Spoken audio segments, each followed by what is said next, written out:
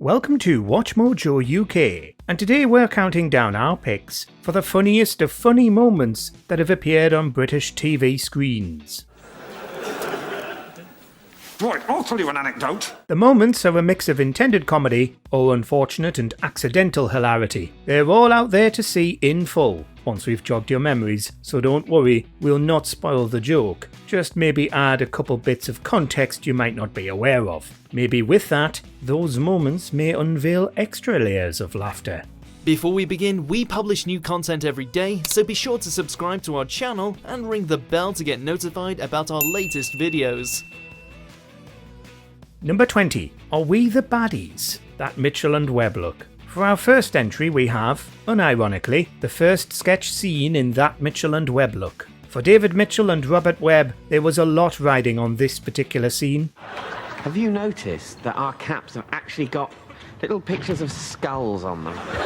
The pair had broken through with Peep Show, but their previous soiree into TV sketch comedy hadn't done so well. Hans, are we the baddies?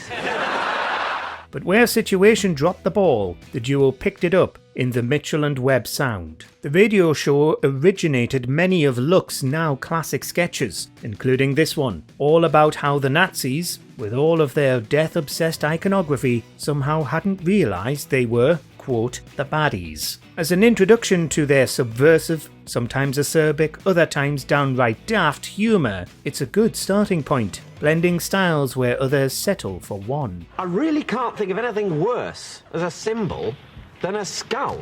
Number 19. Oh Jane, come dine with me. It's now the subject of memes, gifs and forum flames. Poor Peter Marsh's melancholic rant is our gain. Coming in last during a 2016 episode of Come Dine With Me, Peter also had the responsibility of announcing the winner in his living room. In fourth place is me. The target of his ire was, of course, the winner Jane, who he accused of sabotaging his night, all to win the money. I don't know why you're shaking your head at me. You won, Jane. We've no doubt Jane's allegedly sad little life no doubt benefited from the grand. It was Peter who found fame, with his minute-long rant earning parody aplenty, including a song from Elle. Because you have all the grace of a reversing dump truck without any tyres on. The best part is that the winner is decided by votes, so how Jane was solely responsible for everyone's opinion is anyone's guess. So Jane, take your money and get off my property. Number 18. Kitchen Gun. The Peter Serafinowicz Show. Say goodbye to daily stains and dirty surfaces with new Kitchen Gun. The frankly underrated Peter Serafinowicz only got one series of his self-titled sketch show. However, he had some banging parodies. Literally, when it comes to the kitchen gun and toilet grenade sketches. You'd have to have been living under a rock not to have seen the ads that inspired Serafinowicz's sketches. Look how it cleans this greasy hob. Goodbye, dirt! But for our non-UK viewers, Sillet Bang is a cleaning product, advertised by a very hyperbolic loud man named Barry Scott. Apparently the most dynamic name they could come up with for actor Neil Burgess. I love you, Kitchen Gun!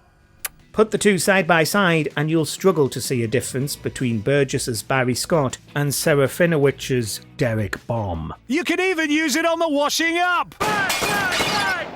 There, all clean again! As parodies go, this is practically a reflection. And yep, the adverts over here really are like that. Number 17. Smithy's Curry, Gavin and Stacey. Now say what you like about James Corden these days. In fairness, much of it is deserved, but we have to give him and co-writer Ruth Jones all the credit in the world for Gavin and Stacey. Walking the fine line between comedy and drama, they had some classic laugh-out-loud moments for us to enjoy.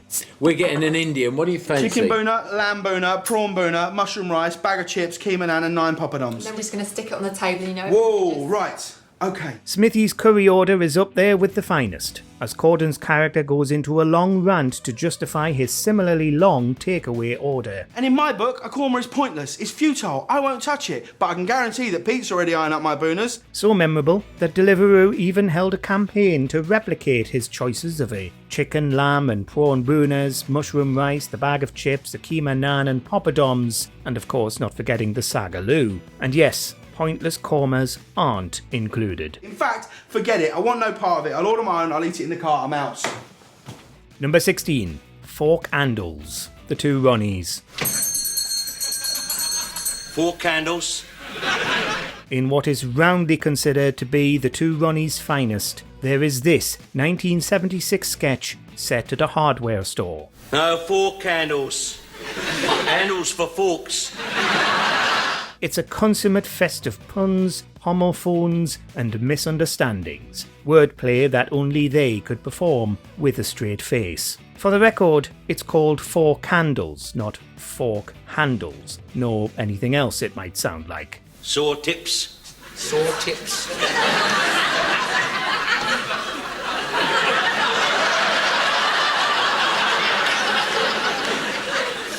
What do you want, ointment or something like that? The beauty of the comedy is really a collective result of Corbett's exasperation, Barker's script, and the low effort of the situation, which was inspired by a real-life incident at a hardware shop in Hayes. The owners had submitted the idea for material, and Barker, under the pseudonym of Gerald Riley, couldn't help but write it. How many do you want? No, tins of peas. Number 15. Clinton Baptiste, Phoenix Nights. Piss kick? What's a piss kick? Must be psychic. Tit. Peter Kay's seminal comedy Phoenix Nights is both a tribute and a humorous send-up of the traditional working men's club. These might seem old-fashioned now, but you could argue they were back in 2001 as well. This phenomena is Clinton Baptiste. You alright? The best of Kay, Neil Fitzmaurice and Dave Spikey's writing was in the myriad offbeat characters, which sometimes seemed realistic and bizarre at the same time. With Clinton Baptiste, you had a showman of a psychic act, and all that entails. Mother John, she was quite young when she died, am I right? 93. Yeah, but she was young in herself though.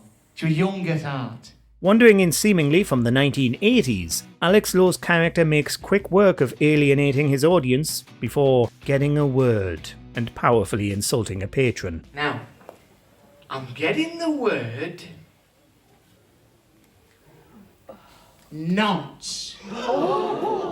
Whilst the character only appeared in one episode, he still lives on in podcasts, stage shows, and insults today. Number 14. Kilogram of Feathers, Limmy Show. Scottish comedian and acclaimed podcaster Brian Limond, aka Limmy, had a bit of a cult following before his self-titled TV sketch show. 4 years after his 2006 podcast, Limmy's World of Glasgow, Limmy's show ran exclusively on BBC Scotland, but his sketches quickly gained international fame. 3 is the magic number here, as in 3 sketches across Series 3's 3rd episode, Limmy himself gave us a glimpse into somewhat of a descent into madness, with a very simple problem. I've got a question for you. What's heavier, a kilogram of steel or a kilogram of feathers? That's right, it's a kilogram of steel, because steel is heavier than feathers. As in a Key Stage 2 simple maths problem. Unable to understand that there is zero difference between the weight of a kilogram of feathers or steel, Limmy's reactions almost portray the 7 stages of grief. I wouldn't want to look at the size of this, that's cheating. No, they're the same weight. It's a kilogram. For those unaware, much of Limmy's comedy is now online. Are you alright? I don't get it. Number 13. David's Dancing, The Office. Unlucky for some, number 13 might be fortuitous when it comes to this moment from The Office. Thank you very much.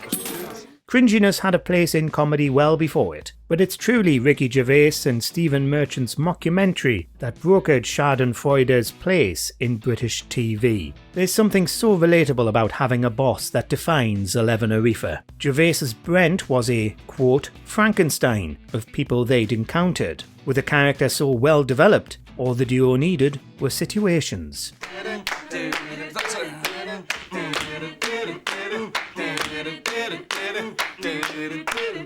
This one is probably the most David Brent, grunting, we think, Disco Inferno, and pulling out every move from Dad's Guide to Wedding Dancing to one-up charity fundraisers. The best part is, Gervais himself didn't want to do it, believing it to be too much. Merchant, thankfully, talked him round. So, and that's played, Dave. Yeah, wow. Number 12. Horseback Riding. Keeping up appearances. Why round the corner? I always think modesty requires a lady to mount alone. Except in the presence of her husband. Before David Brent, there was Hyacinth Bucket, or Bouquet as she prefers. Played by Patricia Routledge, Hyacinth's desire to prove she is upper class despite all conflicting evidence formed the basis of every Keeping Up Appearances episode, and this particular moment. Not wanting to be outdone by Emmett, Hyacinth is desperate to prove that she, like all other aristocrats, can ride a horse. The fact she's never done it before isn't going to get in the way either. So far, so good. How does one start it? I think you click your tongue or something. What's interesting in the ensuing calamity is that it's one of few moments when Emmett actually manages to get his own back, whereas the episode itself is notable for being the only one where the Bucket/Bouquet's second house is shown, and the last time it's even mentioned.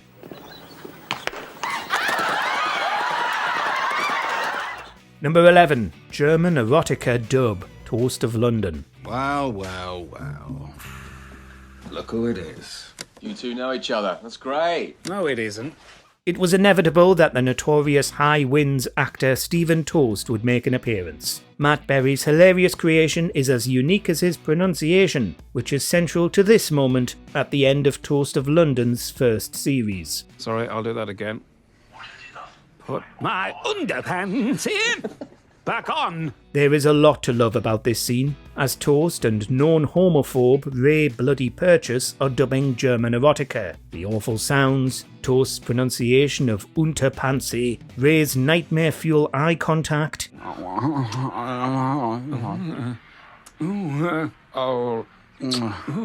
But if you find yourself rewatching it, and let's be honest, why wouldn't you? It's worth keeping this in mind. Many of the voiceover scenes are based on real-life experiences of actor and earlier entrant Peter Serafinowicz. Number 10. Snake Charmer, Catchphrase. With all due respect to Stephen Mulhern, Catchphrase without Roy Walker hosting is just not the same. £290. What do you think it is? Tip the waiter. The Northern Iron comedian just had that spark to make contestants and viewers feel very much involved. However, we're sure even he didn't want to be caught up in whatever Mr. Chips was up to in this bonus catchphrase round. It had to be taken from the broadcast, as the randomised removal of the boxes did little to assuage fears that we were going to see something very explicit. Sean, 5 seconds, here we go. The answer was innocuous, and not what any of us were thinking. Eventually released as part of It'll Be Alright on the Night, the moment nearly happened twice more, but nothing will beat the original Snake Charmer incident. Here we go.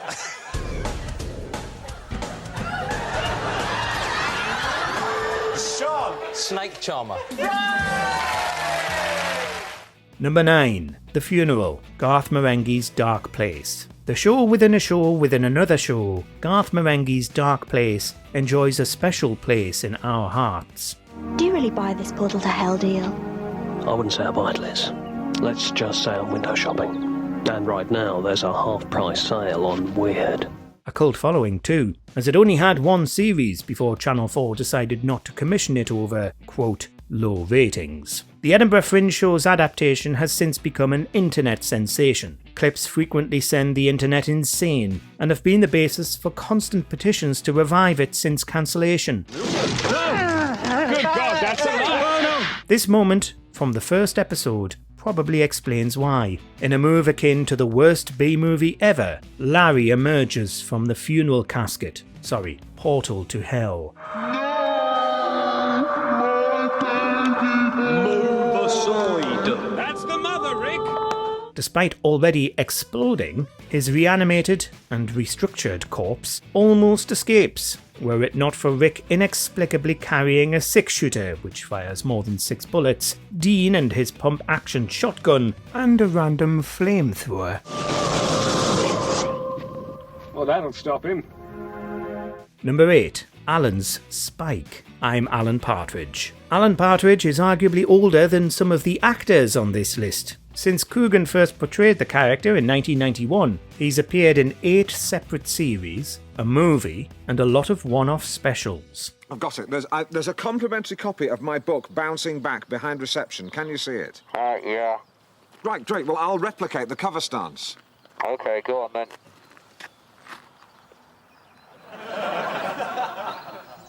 I'm Alan Partridge was really the first time we learned about the character's cringe fest of a life. Instead of hosting a show, this was a sitcom, with all that entails. This particular moment is the zeitgeist of just how much Partridge's ego helps him put a foot wrong, literally, through a spike. Climbing over a fence. Oh, you should watch yourself. You're nearly fit. You're going to say I was nearly 50 then? Right, we're nearly 50 then, but at least I can make... What? Lil, I've pierced my foot on a spike. Despite looking like it ran for years, there were only 2 series of this sitcom, with this standout moment even making it the subject of a greetings card. Hello, Dante Fires just through there. Oh, you're gonna have a good time. Just being a bit...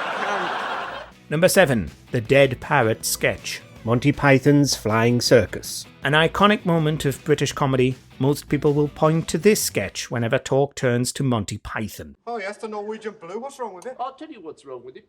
It's dead, that's what's wrong with it. Indeed, its lines have become part of the British lexicon, and the sketch has been recreated by Michael Palin and John Cleese many times since it debuted, invariably with the odd prank intended to corpse one or the other thrown in as well.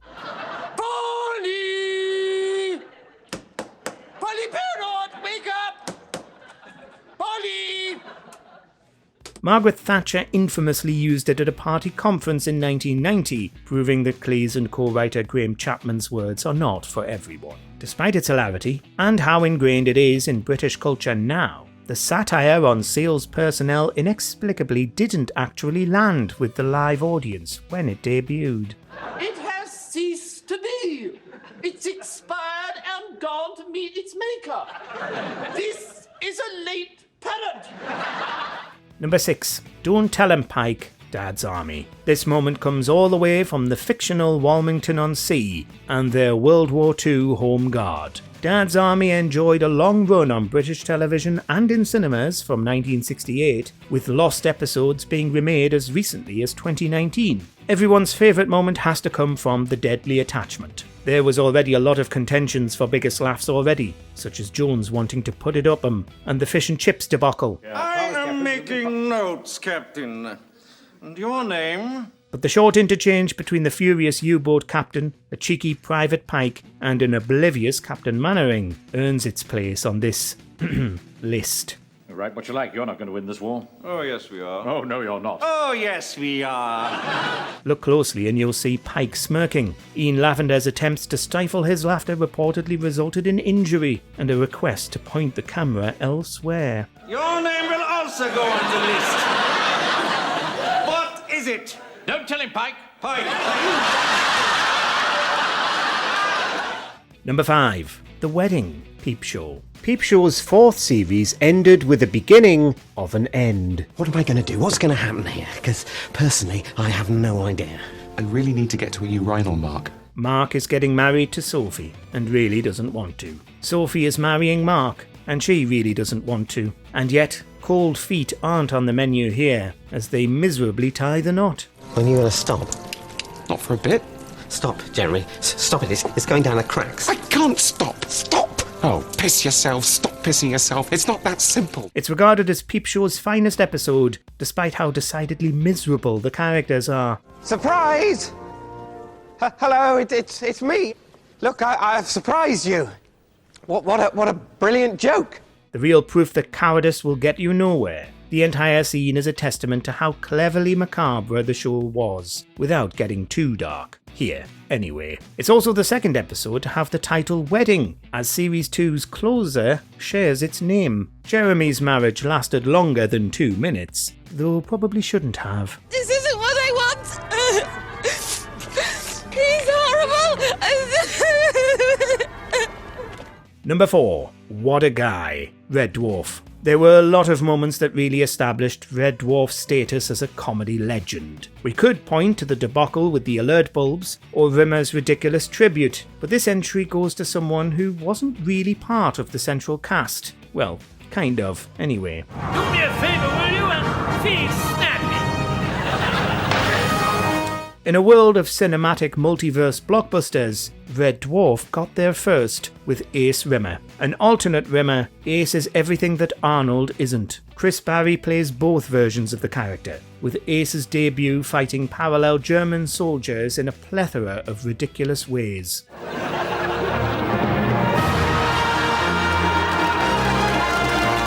Ultimately, Ace was so popular that Arnold became him, but imagine how different Red Dwarf would have been had the original cast in Alfred Molina was playing Rimmer, maybe in another alternate universe. See you later, alligator! Number 3. Lord Flashheart, Blackadder. With more energy than his accompanying and somewhat anachronistic entrance pyros, Rick Mayall's Lord Flashheart exploded into Blackadder. I really did think old Flash would have turned up.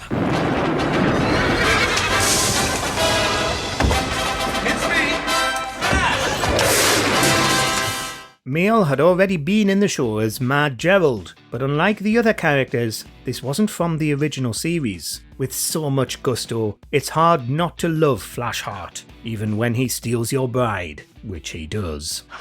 Thanks, bridesmaid, like the beard. Gives me something to hang on to. Apparently, Flashheart is based on George MacDonald Fraser's adaptation of Harry Flashman, but then again, it's also alleged that Mayall just ad-libbed his way through the scene. Nursie! I like it, firm and fruity. Am I pleased to see you, or did I just put a canoe in my pocket? A force of nature, you don't even have to look that closely to see that Rick Mayall's mustache prosthetic is losing adhesion by the scene's ending, meaning that no one or thing could like nor stop the comedy legend. Number 2. The unmentionable Fawlty Towers. Oh, we weren't expecting you. Oh, weren't you? The Germans, don't mention the war.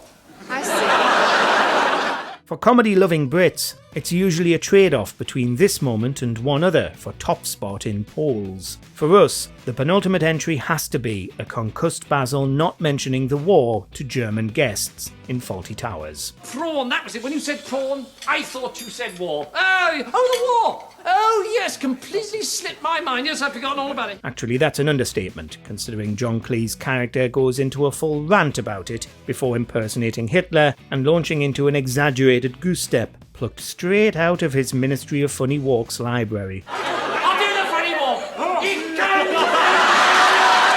As co-writer, Cleese doesn't rate the rest of the episode as highly, but this moment more than makes up for it, poking fun at those who are stuck in old anti-German sentiment over World War II. And for added laughs, the German audiences themselves overwhelmingly loved this scene. Will you stop talking about the war? Me? You started it? We did not start it. Yes, you did. You invaded Poland. Number 1. Playing it cool. Only fools and horses. See, nowadays, these modern Euro birds, they go for the more mature men who've made it in life. Yeah? Is that why we're having no luck? For many British TV comedy moments polls, this is usually numero uno. Ostensibly, it's a simple piece of physical comedy, seen in every pantomime, silent film and music hall. But for Only Fools and Horses, it's so much more. Context is key, Del Boy donning his best dress to impress, based on Wall Street's Gordon Gekko, giving Trigger chat-up advice and mistiming his lean through an opened bar hatch. I think we're on a winner here, Tree. All right? Play it nice and cool, son. Nice and cool, you know what I mean? We all laugh at Sir David Jason here, but the golden highlight is Roger Lloyd Pack's incredible ignorance. And he wasn't even meant to be in the scene. The actor just happened to be there on a day off. But with one rushed rewrite and costume grab, we got the classic and side-splitting Del Boy pratfall. Drink up, Trig. Drink up, we're leaving. Now that you've seen these with, hopefully, a little more info, are you tempted to revisit? Or is there any you know that we didn't include here? There's bound to be. So tell us in the comments below.